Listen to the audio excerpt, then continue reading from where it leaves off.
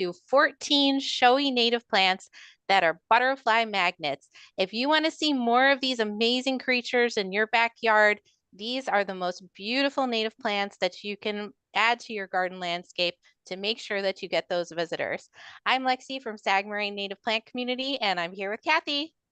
Thank you for joining us tonight, everyone. We're so excited to be talking about these gorgeous butterflies. After talking about our stunning hummingbirds last week, now we get to talk about these beauties. We've got an awesome presentation. We're going to look through all of these different plants, but we're also going to show you some of the most beautiful types of butterflies that you might see in your yard across the United States. So we've got a lot to cover, and let's get to it. So the fluttering of a delicate, graceful butterfly in the garden is one of the true joys of summer. Doesn't it just make you feel like you're alive, Kathy, when you see a beautiful butterfly? You know, it does, but I was just thinking, so much when we see them in the garden, unless you have a really good camera and you're really out there, you know, focusing on them, we see these amazing wings, but I still have this theory that the reason why uh, people don't seem to care as much about insects as they do, like perhaps their, other forms of wildlife and birds, is because you can't see the eyes, and so you don't relate to them in the same way. And when you see these up close photos and you see their eyes and you see their bodies and you see the fur, the furriness on them, and it just makes them more real. Do you know what I'm saying? Yeah, it absolutely does. And it is just a split second that you might see them. So really to get your camera ready and to be watching them and for them on your plants is really something to do and a kind of a hobby actually to Mm-hmm. actually get to see them. And funny you said eyes because this particular butterfly, American lady butterfly, has some eye spots on the underside of its hind wings, and those are to scare predators. So it's really interesting once you look at them a little bit more closely, how these patterns have evolved to help them survive. And it really is a miracle that they get to adulthood. You know, so many eggs are laid on plants. By other butterflies, and then for them to actually get to adulthood and make it through their caterpillar and chrysalis stage is truly, truly remarkable. So, She's scary. The American lady, she's scary. Look at those she, eyes. yeah, those eyes would scare anything that was trying to come after her. So, we're going to show you many plants this evening that the American lady butterfly frequents, and also another butterfly that looks very similar to her, the painted lady. Kind of easy to get them confused, but they're both beautiful ladies.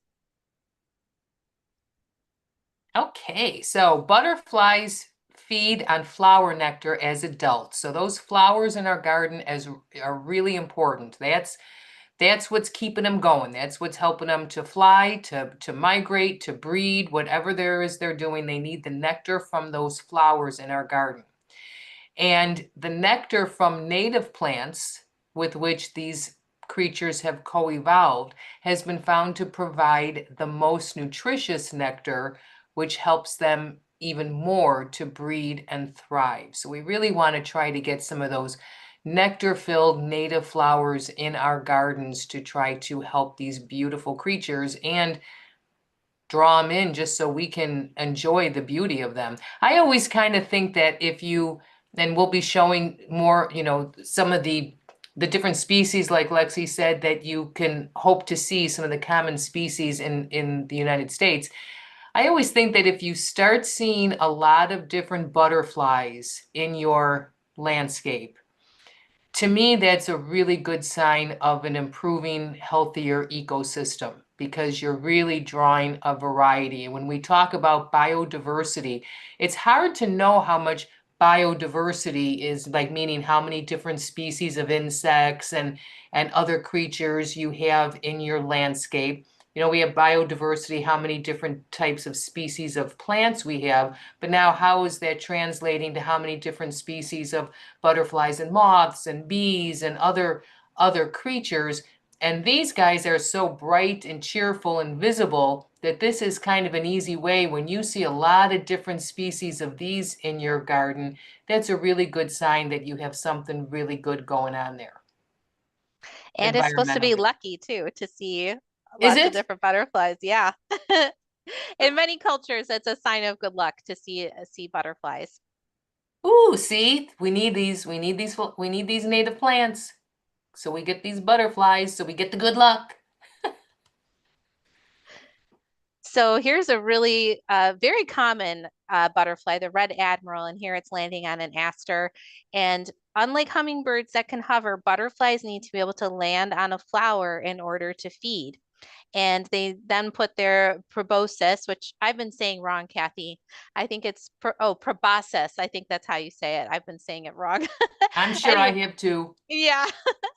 We're not so great at these scientific terms, but anyways, this is an example of a butterfly landing on a flattened shaped flower for it to then put the proboscis into each of those little florets and get the nectar out of it. So they prefer flowers with either a flattened top of clusters of flowers, or they like the tubular shaped flowers and they can kind of hang off the edge of that.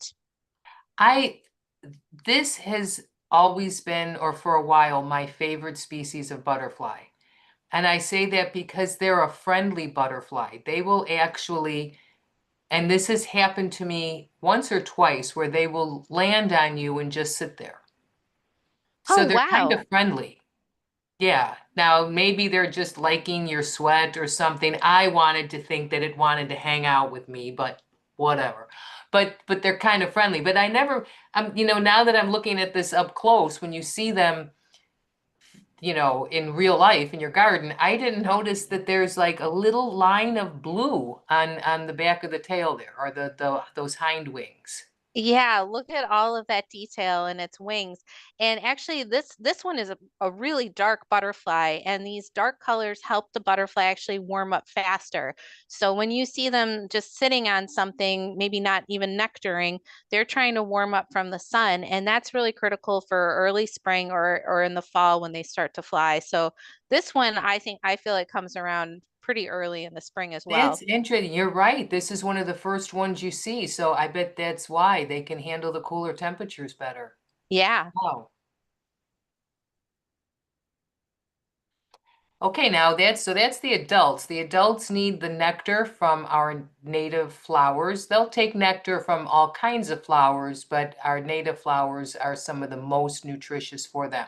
However, in the larval stage or the young stage, they need the foliage of our native plants. And that there's not, whereas butterflies can feed on the nectar of some non-native plants, when it comes to their larvae or the caterpillars of the butterflies, they really need, or at least most of them really need, the native plants with which they co-evolved. Most of these butterflies can only raise their larva, or their larva can only feed on a few species, one species, or a few species of the native plants with which they have co-evolved. So when it comes to the young, then it's even more important that we have an abundance of native plants in our landscape. And I want to mention with that, in previous presentations, we've talked about cultivars and whether cultivars are good or bad, or which ones are better and which ones,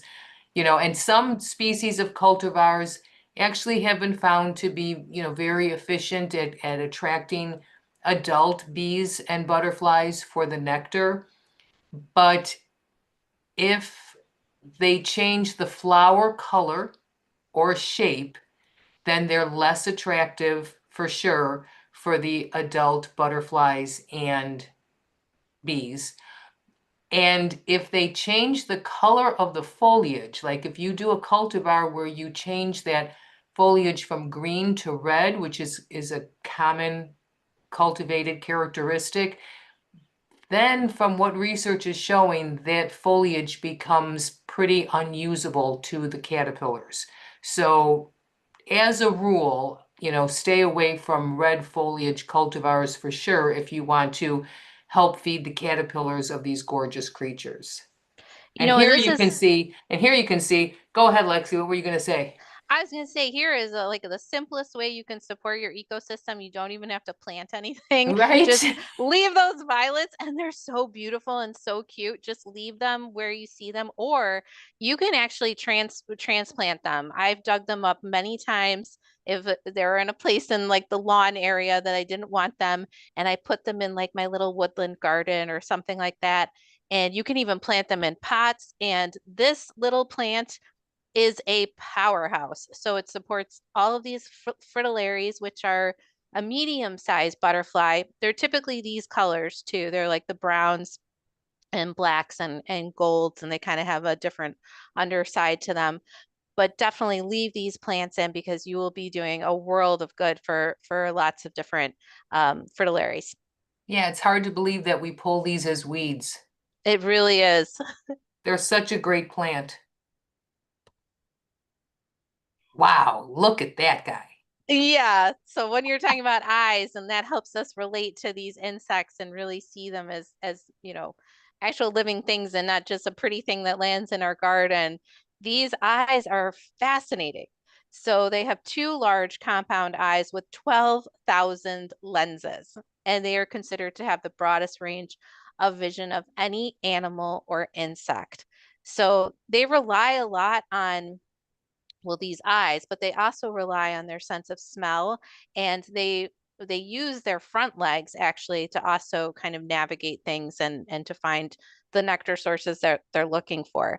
So they have kind of a blurry vision, which is really fascinating considering they have 12,000 lenses in these eyes, but they also see ultraviolet. And this is a similar characteristic to our native bees, that they see the ultraviolet glow of colored lights within these flower petals that attract them to the flowers and the nectar resources. So they can't see much detail. Their vision is very blurry compared to ours. So this is kind of a good representation on this slide, It that they're is. very blurry. And they can only see about 100 feet away. That's why relying on their sense of smell and their other senses is really going to help them find the resources that they need.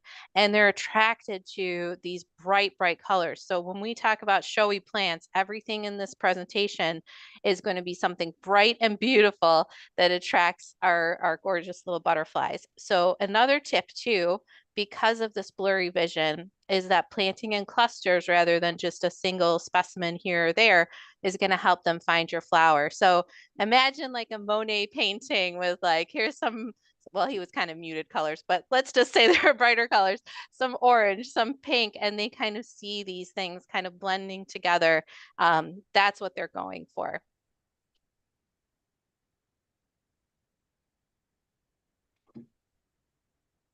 Plants feed butterflies in all stages of life, and by planting some of their favorite plants, we can assure that they will visit our landscape.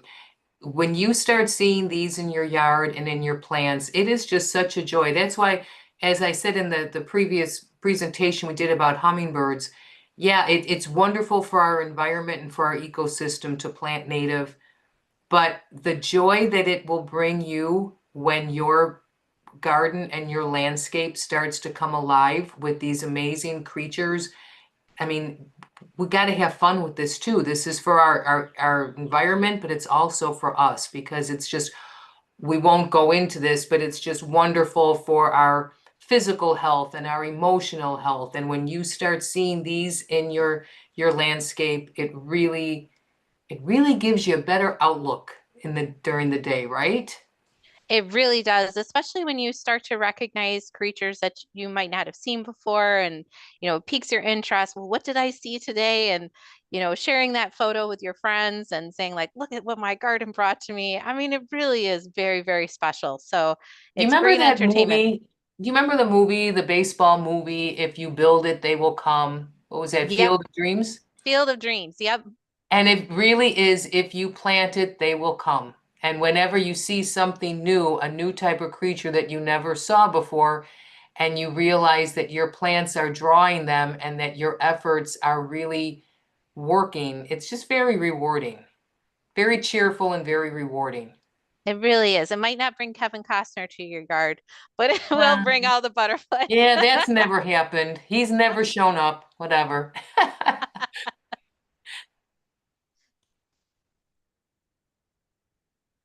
All right, so now we're going to look at some of the most common North American butterflies. So there's something in here for everybody to look at, and there's large ones, medium ones, and some smaller ones. So the first one is the Eastern tiger swallowtail. This is just probably one of the showiest butterflies that we have in North America. It can actually be yellow to kind of a brighter yellow, and then there's also a dark morph too, which looks like the black swallowtail. So you might see a couple different variations of this butterfly, and this is going to be in the eastern United States. Then we've got our great spangled fritillary, which we looked at just previously. This is going to be in the northern and central US. The common buckeye, this is most of the US, and this is a great example of those eye spots on the back wings that are meant to scare a predator. So imagine those wings flashing at you if you're a predator of a butterfly and thinking that there might be some kind of monster coming after you. I mean, it kind of looks like some giant frog or snake, doesn't it, Kathy? It does. I love that one. It's so cool. Then we have the summer azure. There's also a spring azure butterfly. This is in the eastern and central US. And when it's closed, it looks like it's white with these little black spots. But when it's open, it's actually this bluish color that's just radiant and glowing. So really, really beautiful butterfly. That is definitely on the smaller side. And they move very fast and can be very hard to take a picture of. Um, then we've got the red spotted purple. This one is just phenomenally gorgeous, isn't it? Have you ever seen one of these in your landscape? Because I have never had one of these yet. I would love to see one. I haven't had the luck either. So I don't know. This is Eastern and Central US, so we'll just have to take a hopefully take some more pictures and hopefully get to see one, spend some more time and hopefully they will visit us. Then we've got the gray hair streak. This is all of the United States. This is also going to be on the smaller side. The monarch, our iconic monarch. This is pretty much all of the United States. And that's why it's so important for all of us to get our milkweed into our landscapes to support this phenomenal creature. Out of all of the butterflies, it is the only one that migrates 3,000 miles from the United States back to Mexico. There are some other butterflies in here that do migrate a little bit, but nothing compares to the migration of the monarch. It's really, truly phenomenal. Then we've got the painted lady. This is all of the US, not to be confused with the American lady, although they do look extremely similar. So this is where you've got to have your camera out and be really quick to try and get a glimpse of the differences in the back wings. And when it's closed, it might not have those spots on the underside of the wings. So, and Kathy's going to take us through another 8 more common North American butterflies. And I'm going to keep you in suspense a little bit before I do that. I just want to remind everybody, please subscribe to our channel if you haven't already. It really does help out the channel and helps get our content in front of more eyes, including these eyes on these butterflies.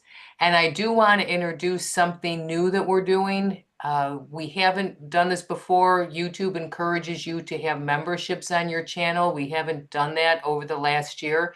But we're getting so many great questions through the YouTube comments and also coming into our website that we thought we really need to have more opportunity for people to just ask questions. And so what we've decided to do is have a monthly membership, and once a month we will have a live stream question and answer session for members just to ask your questions, whether they're about specific native plants, whether they're about, landscaping with native plants, starting native plants from seed, whatever your question is about as it pertains to native plants. And we will answer those questions and provide, and if we can't answer it, we'll do some research or talk to some of our landscaper friends and try to get the answer for you. Also, we've talked about what are some other things that we've thrown out about there. Maybe if you send in photos to our website, if you go on our website and send in a couple photos, at least a couple weeks before our live stream with pictures of an area that you're looking to landscape and you want some input or some suggestions, if we have those photos to look at, we can pop them up on our live stream and kind of discuss that a little bit. So those are some of the things that we would like to do in our monthly question and answer live stream. So that one for June for any members is going to be on June 24th at 7 p.m. So we'd love to see you there if you have some questions. Now, back to our native butterflies. We have the Gulf fritillary in the southern U.S. I've never seen that one. We have the American copper in the northern U.S. Have you ever seen one of those? I haven't seen that one yet either. Me neither. I have seen the question mark a few Me times. too. I love the question mark and the comma. We'll be looking at the comma on the next page. The cabbage white, of course, everybody's seen the cabbage white. The cabbage white is the bane of those who grow cabbage and broccoli. And I know that you don't like the cabbage white, but then we have the silver spotted skipper. That is, I've seen that one a number of times. It's got some cool coloring. We have the pearl crescent. I've seen that. It really seems like asters bring that pearl crescent around. The morning cloak. I don't think I've ever seen one of those in my landscape. Have you? No, me neither. And these white fringes on the edge of the wings is just really interesting looking, very different from all of these other ones.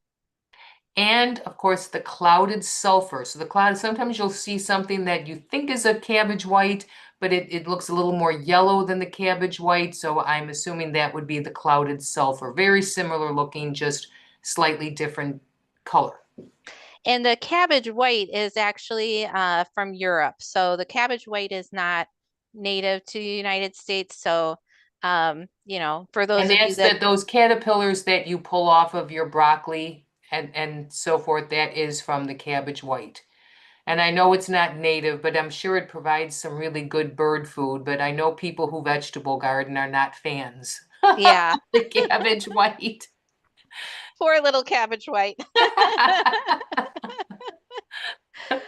All right, just a few more. So we looked at the red admiral previously. That is all of the United States. Then we've got the eastern-tailed blue, and this is in the eastern United States. This kind of looks a little bit like the gray hair streak on the underside of the wing. So again, a couple of these really small butterflies. That's on some butterfly weed. You can tell how tiny this thing is, but a couple of them can be really hard to tell apart.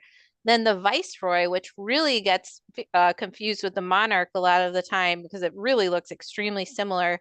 The way you can tell them apart is that line on that those hind wings right there. There's a little line, and that is specific to the viceroy. The monarch will not have that. Then we've got the black swallowtail, and I just love seeing this one. Oh, it's so dramatic and dark. But the black swallowtail is all of the United States. And again, it has those dark colors, so it can warm up really nicely. The Eastern comma, kind of like the question mark comma or question mark butterfly that we looked at on the last slide, when those close up in the underside of their wings, they really look like a leaf. So a lot of these colorings and markings are meant for them to be able to camouflage in our gardens and in the wild, obviously. But with, things that are tree colored or bark or dirt, that's really helping them camouflage. Then we've got the American lady, and when her wings are open, she definitely looks a lot like the painted lady with the browns and the blacks and the golds, but very cool painted effect on the underside of those wings. And then the hackberry emperor. This is in the eastern and the central United States, and it's a very, very beautiful butterfly, a little bit more muted tones, at least in this picture. But here's some great references for you to help you spot things in your garden this summer and hopefully snap some pictures yourself. And this is not all inclusive. There are other types of butterflies that you may see, like the pipevine swallowtail, like the oh, what else? There's the Carner blue. That one is very endangered if you're ever so lucky to have that around you, if you can grow some of our native lupine. And I think there's a few other skippers. So there are other ones, but these are some of the ones that you're most likely to see. And now let's get to some of the plants that we can plant to help that are going to be the most effective at drawing these beauties into our landscape.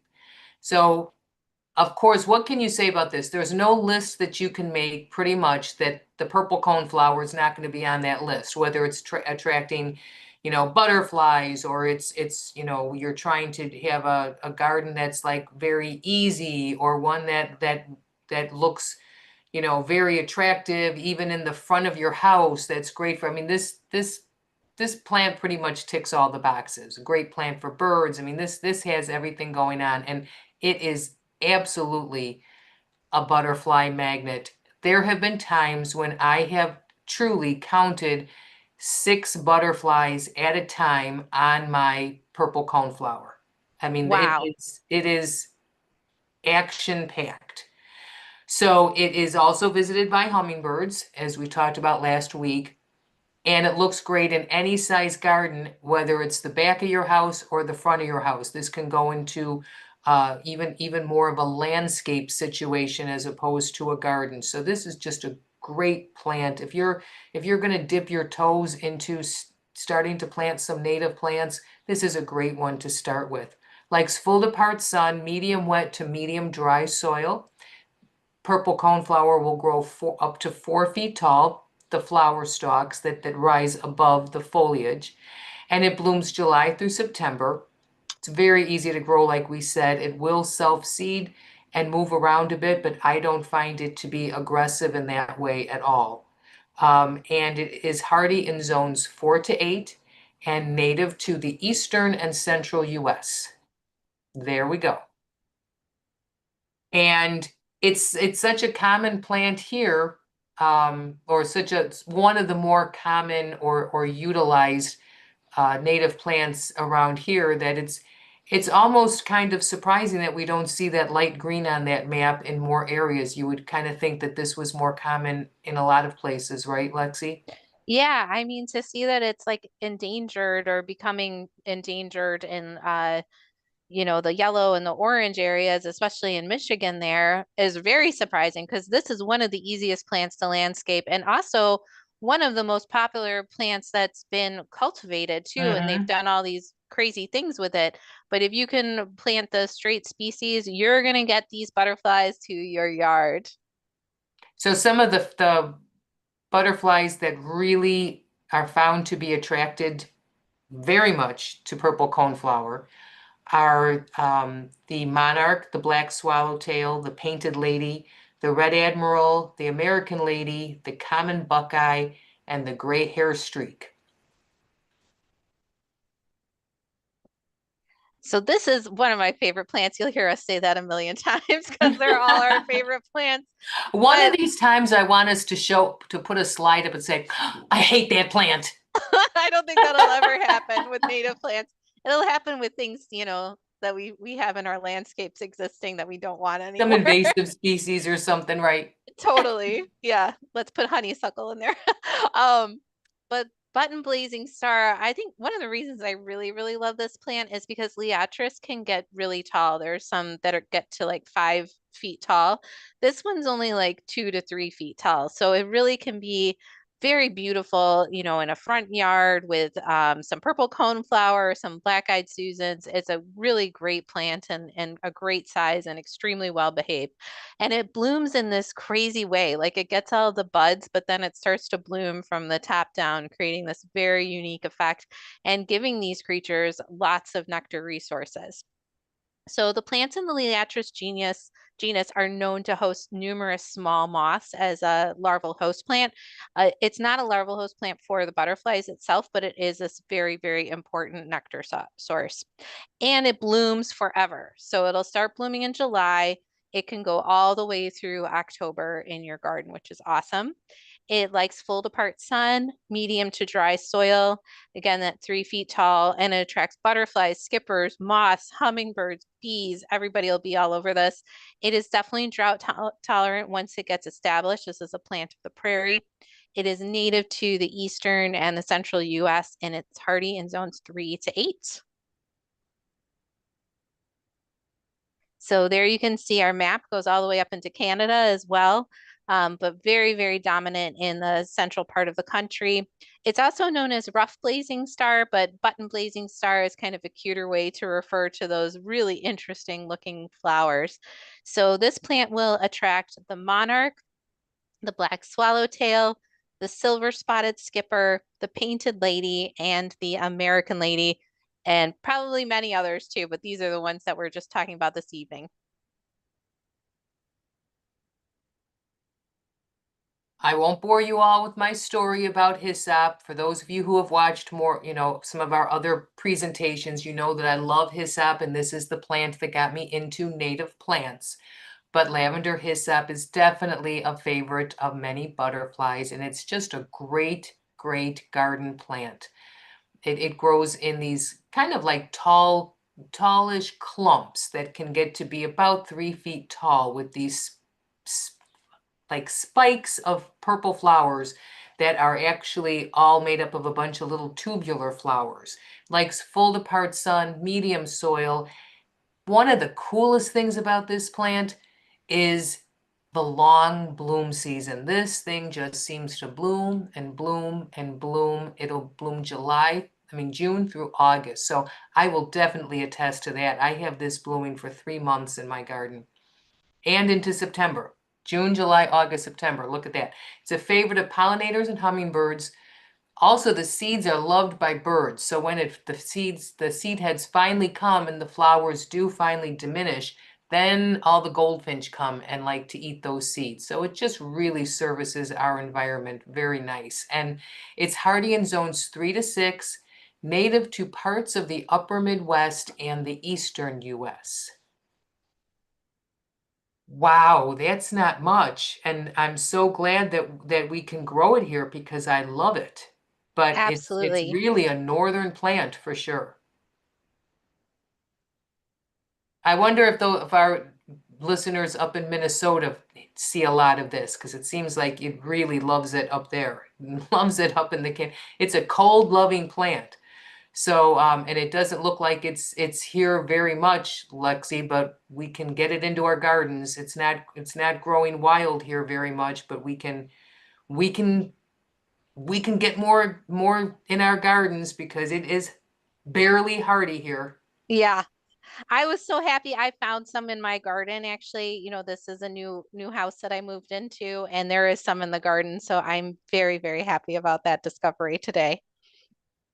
Oh, you just discovered that today? Yeah, I didn't know it was hyssop.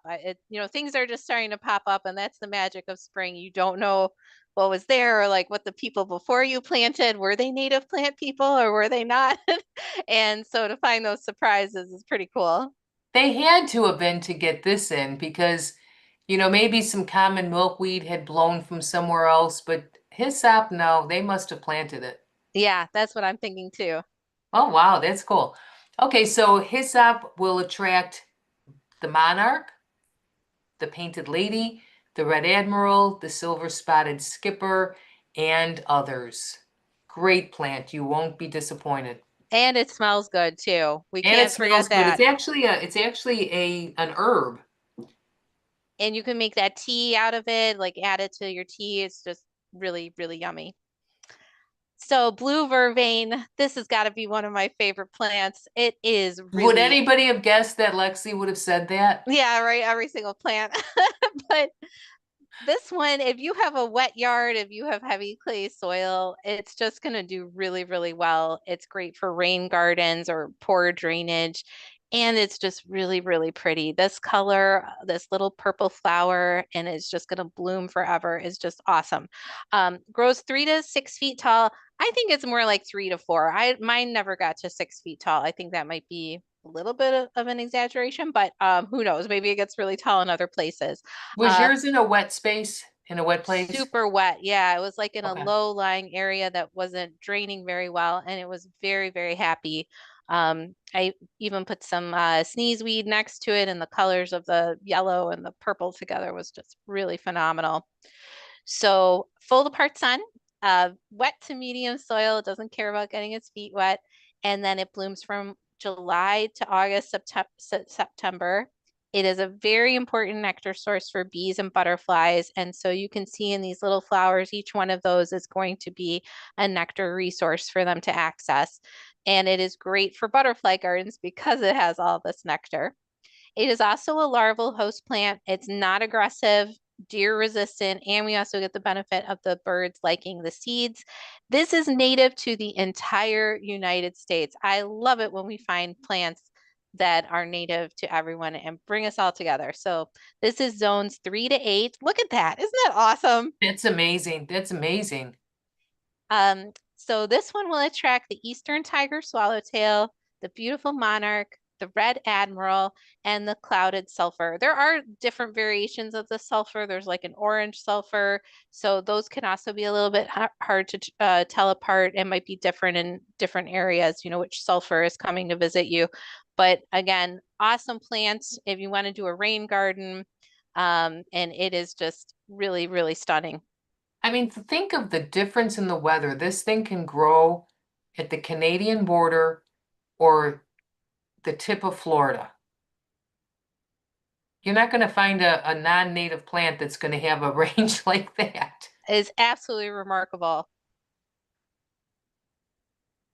All right, one of our amazing milkweeds, of course, milkweed and the monarch, but it's not, the monarch needs milkweed for its young, for its larvae, for its caterpillars, but a lot of butterflies like the flowers. And this milkweed is a wonderful example of what we had said, that butterflies like flowers that are kind of flat or made up of clusters of tubular shaped flowers because they need to land to feed. And you can see here, this gives them a nice surface to land on. And yet it's made up of all of those small little tubular flowers in the milkweed that they feed on. So this is a species of plant that is, you know, one of many, but a species of plant that is just very, very designed for butterflies. It's, as we said, it's an important larval host plant for our great monarch, favorite of many pollinators, both butterflies, moths, bees. Likes full to part sun, medium to wet soil. It can be called swamp milkweed, which tells you that this will grow well in a wet area or in a rain garden, but don't think that you can't plant it in average soil because it will do very well in average soil too. Just probably not the best plant for a super dry area. It will grow 3 to 4 feet tall, blooms long time, June through August. It's an attractive and elegant plant, and it smells really good. It kind of has like a vanilla smell. It's a very pleasant fragrance. And this is actually the only milkweed that will tolerate wet conditions, which is interesting. Most of our milkweeds really like it on the dry side. Hardy in zones 3 to 9, native to most of the US as well as eastern Canada. It sure is. Great native range. And it will attract many butterflies, including the monarch, the eastern tiger swallowtail, the black swallowtail, and the lovely painted lady. And the rose milkweed is one of the easiest milkweeds to grow from seed. I know a lot of people have tried butterfly weed, growing that from seed. I've also had trouble getting that to germinate from seed, but this one never fails. Just really seems to be happy to germinate you know, as long as you do the cold stratification, it can be pretty easy to grow.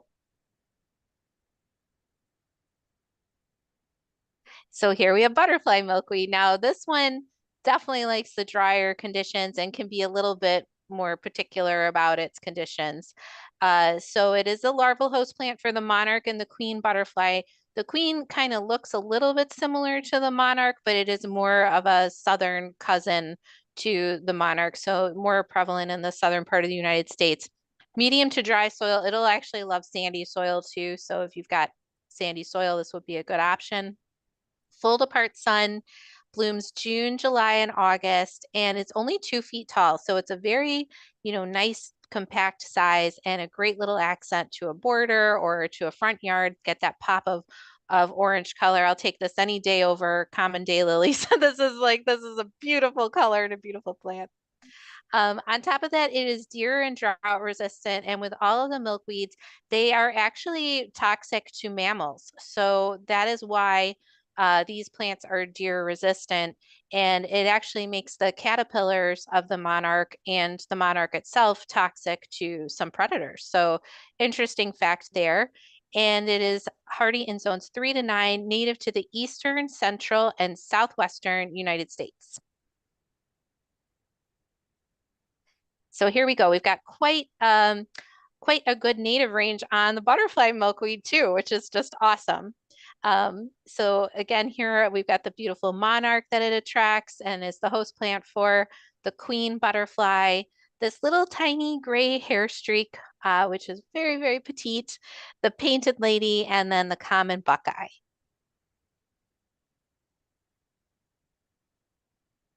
Another milkweed, showy milkweed, Asclepias speciosa, and it is very showy indeed. And this is a great, if you're familiar with the common milkweed that has the larger leathery leaves, and that's a look that you really like, a little bit, just the larger leaves, the butterfly weed or milkweed and the swamp milkweed have more slender foliage, so this has more like the common milkweed, but it is a much less aggressive plant than the common milkweed. So this species will work very well in a home garden.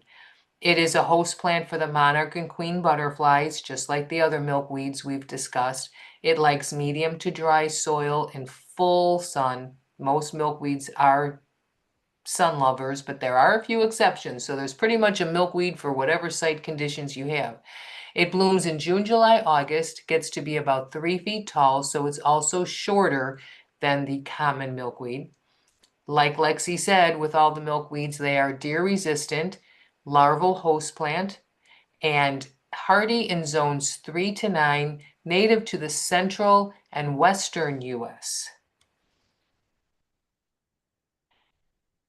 And it will attract the monarch, the painted lady, the black swallowtail, the gray hair streak, and more. And it is much less common when we're on the same track as the western United States, and then not at all with the eastern United States. That's kind of unusual.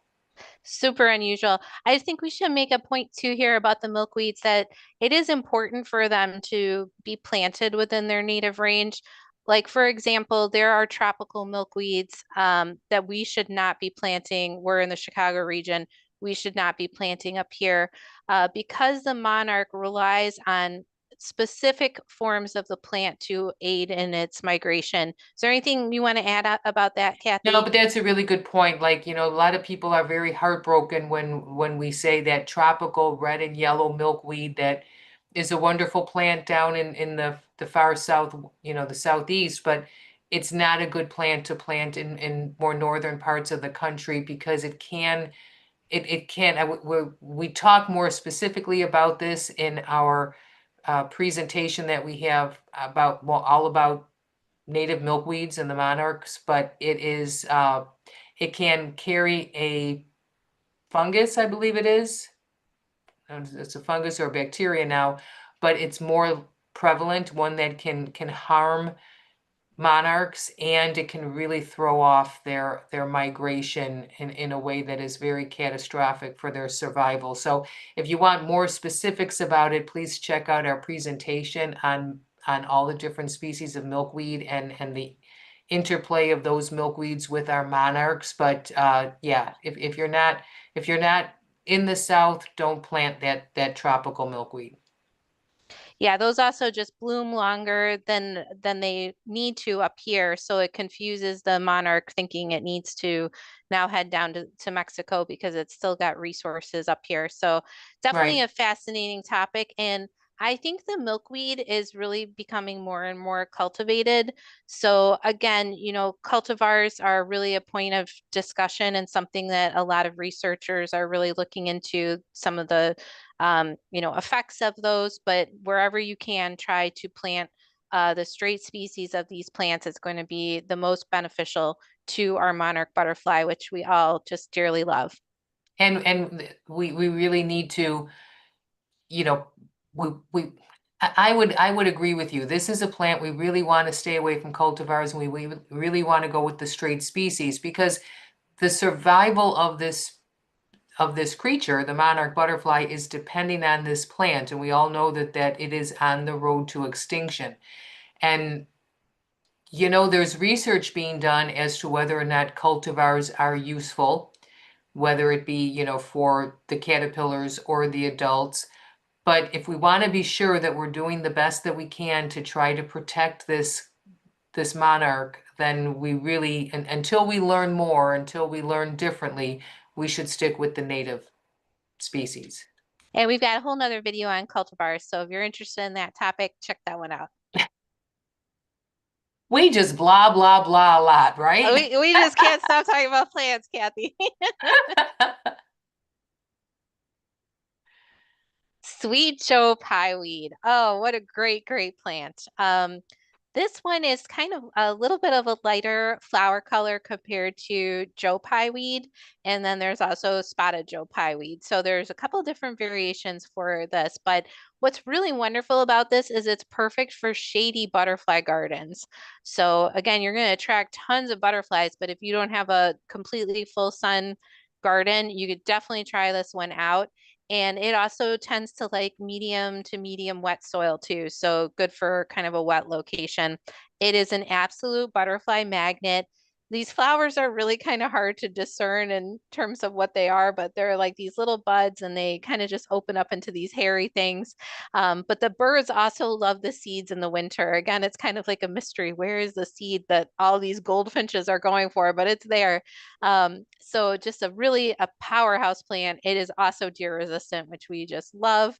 And it blooms in August and September. So this is going to be that later nectar resource for our monarchs and for other creatures in the landscape.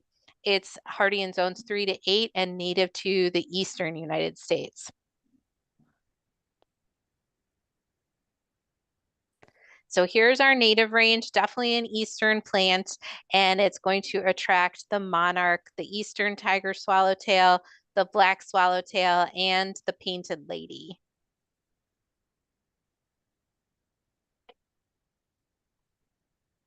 Smooth blue aster. Everybody knows, you know, that these asters are so important in our landscapes. They are a keystone species. They're vital for insects that are getting ready to overwinter. They're vital for insects that are getting ready to migrate, like our monarchs. A lot of the asters, however, can be a little bit aggressive for a smaller home landscape. So we don't necessarily recommend for a home landscape all species of aster. However, the smooth blue aster is a much less aggressive species that doesn't seed itself all over as much, and so it is much more suited and a beautiful plant for any size home landscape. So this is a great species of aster to add, and the butterflies will love, love, love, love, love you. It grows 2 to 4 feet tall, likes full sun, medium to dry soil. It blooms August, September, October, right in that critical time where they need to fatten up and get ready to migrate or hibernate. As I said, it's a keystone species, which just means it is an extremely important plant to many, many species. Non-aggressive, hardy zones 4 to 8, native to the central and eastern U.S. And just to give you an idea of why it's a keystone species, it is this and other asters are the host plant for at least 112 species of butterfly and moth larvae. So there is a lot of life being born on these asters. And when we talk about like 112, very few herbaceous plants are going to have numbers that high that they are the host plant for. Usually you have to go into some of our awesome shrubs and trees to get numbers that high. But this is an amazing family of plants that's just really supporting a lot of life. It's a host plant for the pearl crescent butterfly and the wavy-lined emerald moth and many, many more, specifically 109 more at least.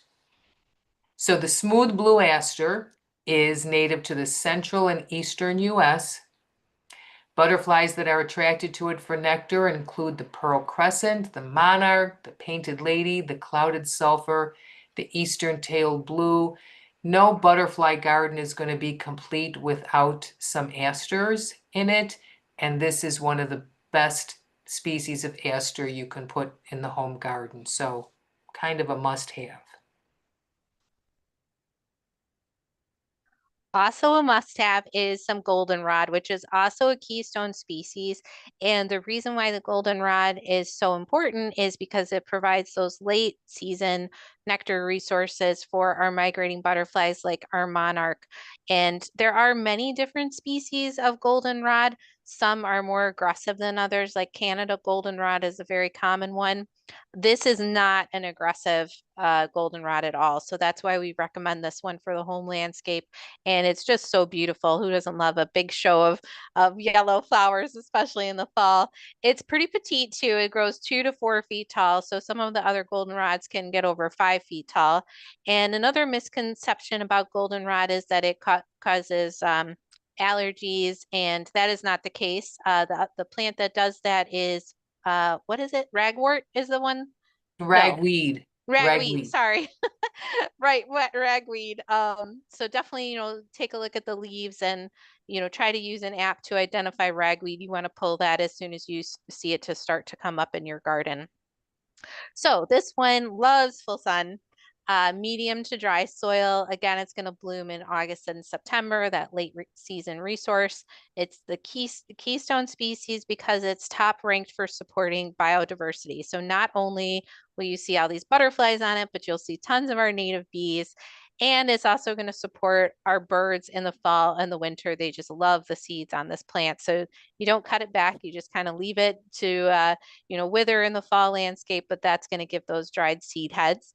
Like I said, it's non-aggressive, hardy in zones 3 to 8, and it's native to the central and the eastern United States. And here you can see what a wide range this has got. The butterflies attracted to it are the monarch, the clouded sulfur, the American lady, the painted lady, and the pearl crescent.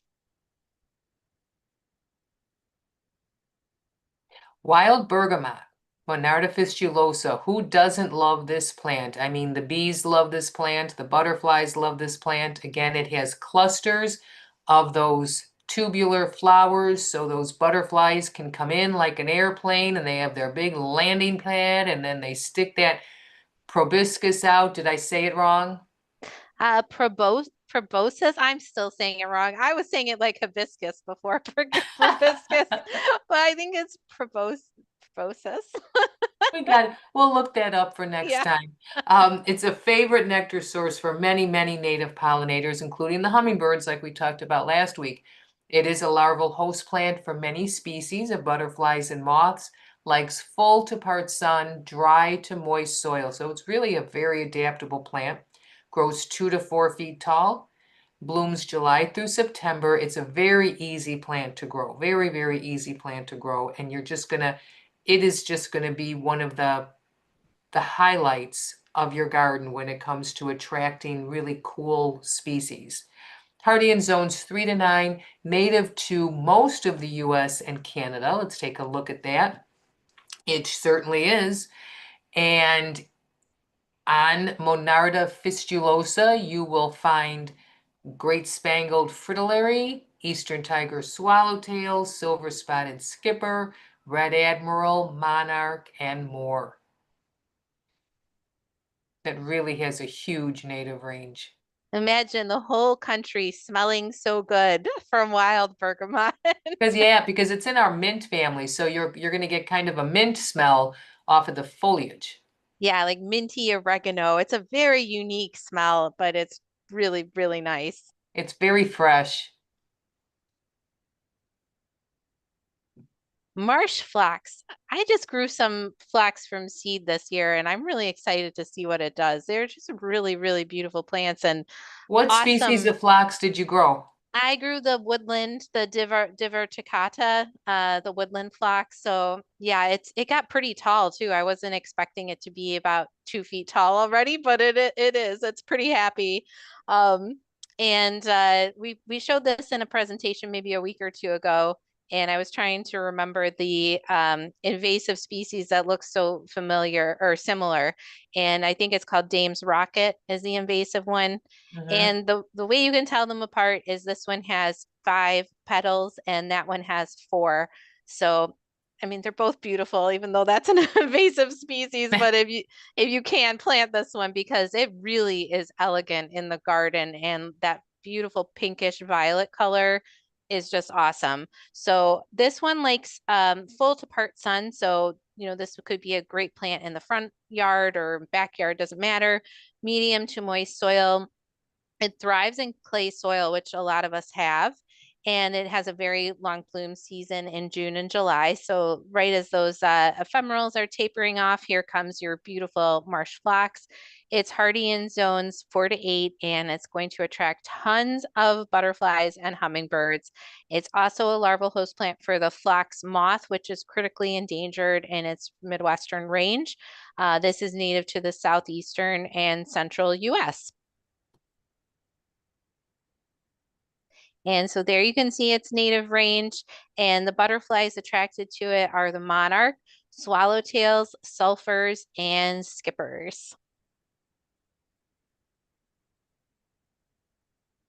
Lance leaf coreopsis. Talk about a bright sunshine flower in the garden. This is just so cheerful and so bright. I love coreopsis.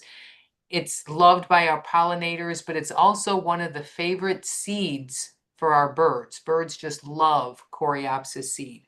You might also have heard of it referred to as tick seed, but birds love this seed. Lanceleaf coreopsis, one of our native species of coreopsis. Only gets to be 1 to 2 feet tall, so it's a really nice plant to put anywhere in your landscape. It'll look stunning in your front landscape as well. Very, very small plant. Dry to medium soil, loves it, will do well, very well in dry, sandy soil as well. So it basically, it'll tolerate some pretty inhospitable areas. It's a tough, tough plant. Likes full sun, blooms in June and July. Butterflies are a regular visitor to this plant. Definitely, definitely. They love this plant. As I said, the songbirds love the late season seeds. Host plant for several small species of moths, including the wavy-lined emerald moth. And as many as 22 native bee species rely on plants in the Coreopsis genus. So it's a very important plant for our native bees. I know we're talking about butterflies tonight, but we know we love those bees too. So it's a really important plant for them. Hardy in zones 3 to 9 and native to most of the US. Yeah, just up in the well, sometimes you just can't understand why it divides where it divides. Yeah, maybe it's the mountains. Maybe, I bet you're right. So it'll attract pearl crescent, common buckeye, American lady, eastern tailed blue, the gray hair streak. Lots of butterflies are going to just love Coreopsis. Showy Black-eyed Susan. I'm glad I could finally find a good picture of Showy Black-eyed Susan because it's really hard to find one that is correct. So there are several What do they different mostly species. have, like the Herta? The Rudbeckia hirta, and the sweet black-eyed Susan. I've been able to find that one, but this one is a little different. Like the seed head definitely looks fatter compared Mm-hmm. to the other ones. So this one is Rudbeckia fulgida var speciosa because it's showy. So that speciosa usually parallels with the word showy in our common word. So this one is a perennial. Some of the black-eyed Susans, like Rudbeckia hirta, is a biennial, which means it self-seeds itself, but the perennial will keep coming back regardless. And so it's got these beautiful yellow flowers, which definitely attract the butterflies. They can see all this bright color. And then in those central cones, it's made up of all these tiny little flowers called florets, which is just so cool. Once you realize what's in the center of those cones, it's just fantastic. So this is an excellent nectar source for a wide variety of butterflies and native bees. It only gets to 2 to 3 feet tall, so this pairs really nicely with our purple coneflower and makes a nice complement to it. It's definitely going to like full sun, medium wet to medium soil. This one seems to tolerate, wetter conditions if you have those, where I think Rudbeckia hirta is better a little bit on the drier side. Very easy to grow, low maintenance, and deer and drought resistant. For some reason, the deer just do not like this plant. I don't know if it's the leaves because they kind of have this like hairy texture to it, but there's something about this plant that they won't go near it. And it's going to bloom in August, September, and October. And this is hardy in zones 3 to 8, native to the eastern and the Midwest. So here we can see our native range and the butterflies. We've got the painted lady, the pearl crescent, the common buckeye, the monarch, and the red admiral. I'm so glad I got ironweed. This is one of my favorites. I just think the color of this is so stunning. It's kind of between a purple and a pink. It's not really lavender. When you see it in the sun, it's got a little more pinkish to it. It's just a very unique flower. And I put this all along the one side of my garage that you can barely see.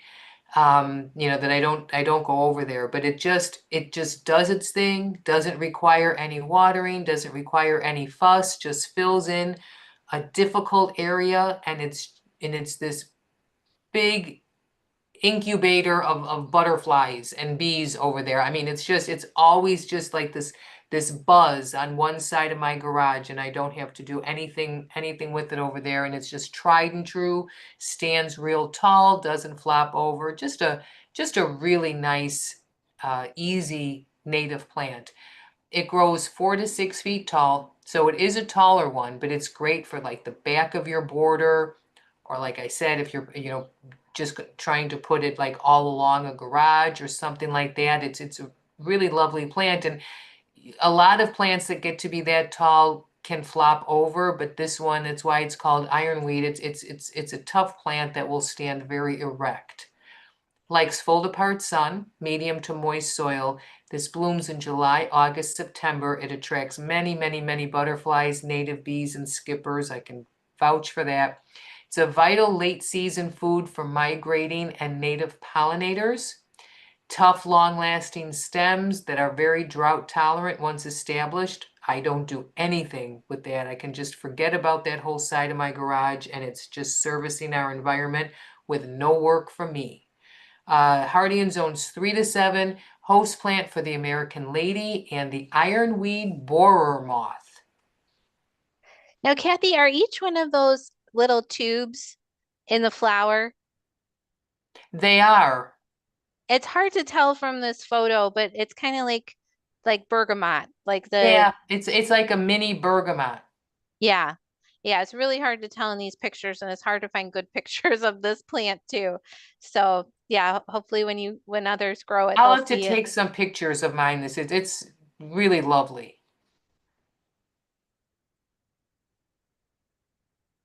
Native to the central US, and it will attract the American lady, the monarch, the painted lady, and the eastern tiger swallowtail, etc., etc.